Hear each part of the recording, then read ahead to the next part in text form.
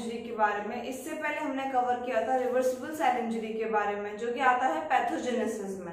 तो आज हम देखेंगे इरिवर्सिबल सेल इंजरी के बारे में। हमने आपको जैसे कि पहले टॉपिक में बताया था कि इरिवर्सिबल सेल इंजरी और रिवर्सिबल सेल इंजरी क्या होती है। रिवर्सिबल सेल इंजरी वो होती है जो कि स्ट्रेस से कोई भी जो सेल है स्ट्रेस से गुजरने के बाद में वो अपने को नॉर्मल सेल में ले आए, उसे कहते हैं रिवर्सिबल। लेकिन इरिवर्सिबल में क्या होता है, जो सेल है जो कि स्ट्रेस से फेज हुआ है वो दोबारा से नॉर्मल सेल में कन्वर्ट नहीं हो पाता है, उसको वो डैमेज हो जाता है या फिर उसकी सेल की डेथ हो जाती है। ठीक है, तो आज हम पढ़ेंगे pathogenesis of irreversible cell injury. ये क्यों होता है?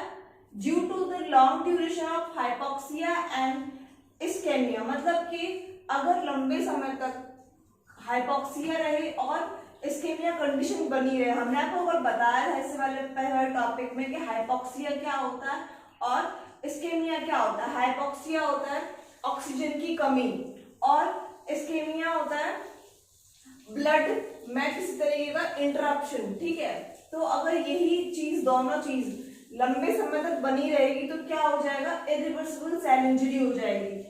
अब ये सेकंड पॉइंट है, irreversible cell injury damage to the structure and function of the cell. Obvious सी बात है, अगर हाइपोक्सिया और इस्केमिया लॉन्ग टाइम तक बना रहेगा तो क्या होगा? जो स्ट्रक्चर एंड फंक्शन होगा सेल का वो क्या हो जाएगा? डैमेज हो जाएगा, मतलब कि सेल की डेथ हो जाएगी। ठीक है, अब हम सर पढ़ते हैं पैथोजेनेसिस में क्या है। पैथोजेनेसिस क्या बोलता है इसका इरिवर्सिबल सेल इंजरी का? फर्स्ट है डैमेज टू प्लाज्मा मेम्ब्रेन।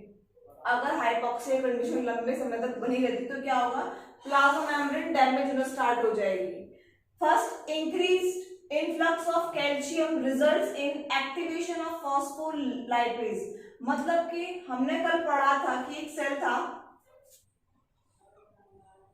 जैसा कि हम जानते हैं कि कल हमने पढ़ा था, ये एक सेल है, इसमें क्रोमैटिन है, ये माइटोकॉन्ड्रिया है और यहाँ पे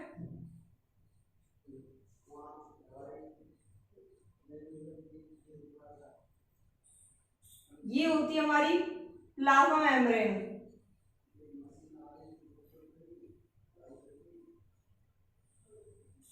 प्लाज्मा मेम्ब्रेन ये हमारी बनी है, ये जो हमारी प्लाज्मा मेम्ब्रेन होती है ये बनी होती है बेसिकली फॉस्फोलिपिड्स की, फॉस्फोलिपिड बाइलेयर की बनी होती है ये। तो इसमें क्या होता है कि हमने अगर पढ़ा था कि इसी के अंदर क्या होते हैं? कैल्शियम पंप होता है।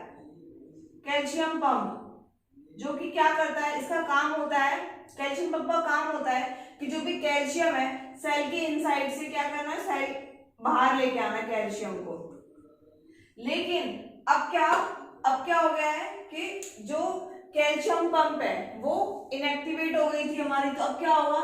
Increase influx of calcium results in activation of phospholipase.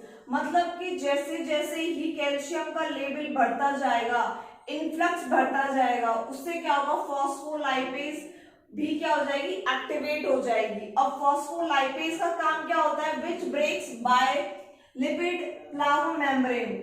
Phospholipase का काम होता है कि इस प्लाज्मा मेम्ब्रेन को डिग्रेड कर देना, ब्रेक कर देना, क्योंकि ये किसकी बनी होती है? ये प्लाज्मा मेम्ब्रेन बनी होती है फॉस्फो बायलिपिड लेयर होती है ये। तो क्या होता है कि ये जो कैल्शियम आयन जैसे से इंक्रीज होता है किसको एक्टिव कर देता है? ये एक्टिव करता है फॉस्फोलाइपेज को, जो कि किसको ब्रेक करती है? बायलिपिड प्लाज्मा मेम्ब्रेन को ये क्या करती है? ब्रेक कर देती है। सेकेंड है ATPase also activated which decreases synthesis of membrane of phospholipids bilayer।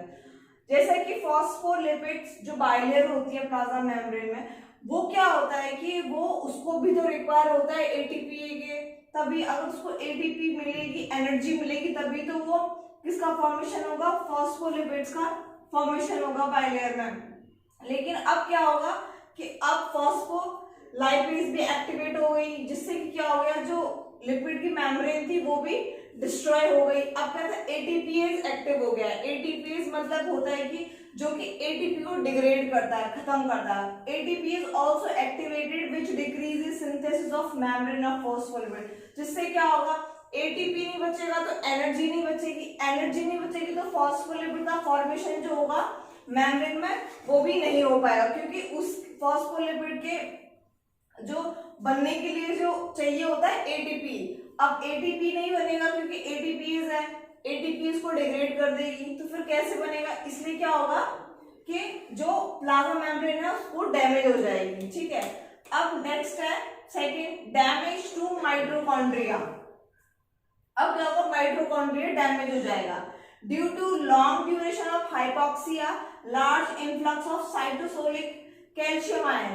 क्या था कि जैसे ही लंबे समय तक अगर हाइपोक्सिया कंडीशन रहती है तो क्या होगा, large influx of calcium ion, मतलब कैल्शियम आयन जमा होना स्टार्ट हो जाएंगे साइटोप्लाज्म में, और क्या होगा, अगर results in disable mitochondrial function, और जो माइटोकॉन्ड्रिया का फंक्शन उसे डिसेबल कर देंगे, उसे खत्म कर देंगे। जैसे क्योंकि हमें पता है कि माइटोकॉन्ड्रिया का फंक्शन होता है वो होता है एटीपी प्रोडक्शन करना, तो अब क्या होगा, कैल्शियम की जमा होने की वजह से क्या होगा साइटोप्लाज्म में कि जो माइटोकॉन्ड्रिया का फंक्शन है एटीपी जनरेशन, वो अल्टीमेटली खत्म हो जाएगा, कम हो जाएगा। ठीक है, due to this vacuoles are developed in the mitochondria, जिसकी वजह से क्या होगा कि जो वॉक्यूल्स होंगे वो डेवलप हो जाएंगे कहाँ पे, माइटोकॉन्ड्रिया में, and deposition of calcium salts in the mitochondrial matrix, और कैल्शियम सॉल्ट्स कहाँ जमा हो जाएंगे, माइटोकॉन्ड्रियल मैट्रिक्स के अंदर जमा हो जाएंगे। ठीक है, तो जिससे क्या होगा, डैमेज ऑफ माइटोकॉन्ड्रिया हो जाएगा। अब क्या है, थर्ड है हमारा डैमेज टू साइटोस्केलेटन। किसका डैमेज हो जाएगा, साइटोस्केलेटन का। जैसे कि हमारी बॉडी को भी एक तरीके से स्केलेटन प्रोवाइड है, तभी क्या हो रहा है, हमको सपोर्ट कर रहा है हमारी बॉडी को। ठीक है, ऐसे ही क्या होता है, सेल्स को कौन सपोर्ट करता है, साइटोस्केलेटन सपोर्ट करता है। अब जो स्केलेटन है वो किस किस का बना होता है, इसके पास क्या क्या होता है, माइक्रोफिलामेंट होते हैं, माइक्रोट्यूब्यूल्स और इंटरमीडिएट फिलामेंट्स का होता है ये। ठीक है, अब यही डैमेज हो जाएगा तो क्या होगा फिर कि उससे डैमेज हो जाएगा cytoskeleton, damage due to activation of intracellular protease. जो डैमेज, ये किससे डैमेज हो जाएगा, activation of intracellular protease. Protease ऐसी एंजाइम्स होती हैं जो कि प्रोटीन को डाइजेस्ट करती हैं। ठीक है, तो अब जब ये प्रोटीज एक्टिवेट हो गया तो क्या होगा, इंट्रासेलुलर प्रोटीज एक्टिवेशन होने के बाद में ये डैमेज हो जाएगा cytoskeleton due to excess of Na influx cell swell up. और क्या होगा कि हमने कल पढ़ा था कि सोडियम पोटेशियम पंप भी क्या होती है, इसमें इनएक्टिवेट हो जाती है, मतलब फेल हो जाती है, तो जिससे क्या होगा कि सोडियम है वो बाहर जाना चाहिए सेल के, लेकिन वो बाहर नहीं जा पाएगा और अल्टीमेटली क्या होगा, वो सेल के अंदर ही रहेगा, जिससे कि क्या होगा, वाटर वहां पे कलेक्ट होता जाएगा और सेल स्वेल अप कर जाएगा। ठीक है, फोर्थ पॉइंट है हमारा न्यूक्लियर डैमेज। अब किसका डैमेज हो जाएगा, न्यूक्लियर डैमेज हो जाएगा due to activation of endonuclease and protease. जैसे ही एक्टिवेट होंगी एंडोन्यूक्लियस, एंडोन्यूक्लियस होती है जो कि डीएनए को डाइजेस्ट करती है, और प्रोटीज होती है जो कि प्रोटीन को डाइजेस्ट करने में हेल्प करती है। तो जब ये दोनों ही एंजाइम क्या होगी, एक्टिवेट हो जाएंगी, एंडोन्यूक्लियस एंड प्रोटीज, ये दोनों जब एंजाइम एक्टिवेट होंगे तो क्या होगा, वहां पे न्यूक्लियर डैमेज होना स्टार्ट हो जाएगा। Irreversible damage to the nucleus can in three forms, can be in three forms। जो irreversible damage हो सकता है न्यूक्लियस का वो 3 फॉर्म्स में हो सकता है। ठीक है, पिग्नोसिस, कैरियोरेक्सिस एंड कैरियोलेसिस। अब इसमें पिग्नोसिस में क्या होता है, condensation and clumping of nucleus, मतलब कि जो न्यूक्लियस होगा उसमें क्या होता है, क्रोमैटिन होता है, ऑब्वियस हम जानते हैं, सब कल हमने देखा था। तो उसमें पिग्नोसिस में क्या होता है, जो न्यूक्लियस होता है उसका कंडेंसेशन हो जाता है और क्लम्पिंग, थोड़े मतलब गुच्छा टाइप का बन जाएगा, बिल्कुल क्लम्पिंग बन जाएगा उसमें। ठीक है, एंड कंडेंस हो जाएगा पूरा। सेकेंड है कैरियोरेक्सिस, इसमें क्या होगा, nuclear fragmentation into small bits and disperse into a cytoplasm. जो न्यूक्लियस होगा वो छोटे छोटे फ्रेगमेंट्स में, छोटे छोटे पार्ट्स में टूट जाएगा, बिट्स में टूट जाएगा, स्मॉल बिट्स एंड डिस्पर्स, और साइटोप्लाज्म में फैल जाएगा। ठीक है, न्यूक्लियस। थर्ड है कैरियोलाइसिस, कैरियोलाइसिस में क्या होगा, डिसोल्यूशन ऑफ न्यूक्लियस, इसमें जो न्यूक्लियस होगा वो पूरा डिसॉल्व हो जाएगा और उसका कोई एग्जिस्टेंस ही नहीं रहेगा कि यहाँ कोई न्यूक्लियस था भी या नहीं। ठीक है, फिफ्थ वन हमारा राइबोसोम डैमेज। राइबोसोम डैमेज में क्या होगा कि हमने कल पढ़ा था कि जो राइबोसोम्स होते हैं वो हेल्प करते हैं प्रोटीन सिंथेसिस में, ठीक है। और राइबोसोम मिलते कहाँ पे, ये मिलते हैं एंडोप्लाज्मिक रेटिकुलम में। तो क्या होगा, ड्यू टू कंटिन्यूअस हाइपोक्सिया, अगर कंटिन्यू कंडीशन बनी रहती है हाइपोक्सिया की, membrane of ER stands for endoplasmic reticulum, जहां पे कि क्या मिलते हैं, हमारे राइबोसोम्स मिलते हैं, ठीक है। And Golgi apparatus to swell up, अगर लंबे टाइम तक हाइपोक्सिया कंडीशन बनी रहती है तो membrane of ER and Golgi apparatus to swell up, ये दोनों ही स्वेल अप हो जाएंगी, ठीक है। अब सेकंड पॉइंट है, ribosomes are detached from granular endoplasmic reticulum results in dispersing ribosome in the cytoplasm which inactivate their function।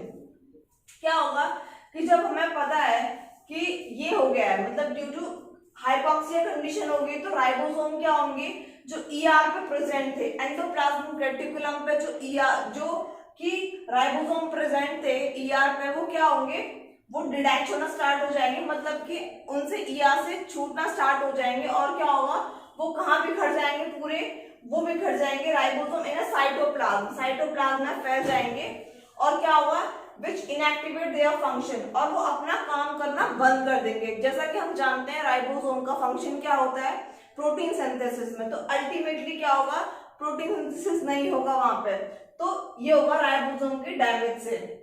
तो आज फ्रेंड्स हमने पढ़ा pathogenesis of irreversible cell injury, उसमें पैथोजेनेसिस में हमने पढ़ा damage to plasma membrane, damage to mitochondria, damage to cytoskeleton, nuclear damage, fifth पढ़ा ribosome damage.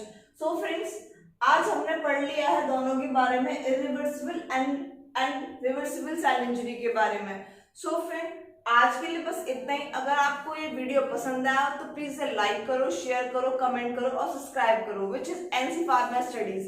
Thank you.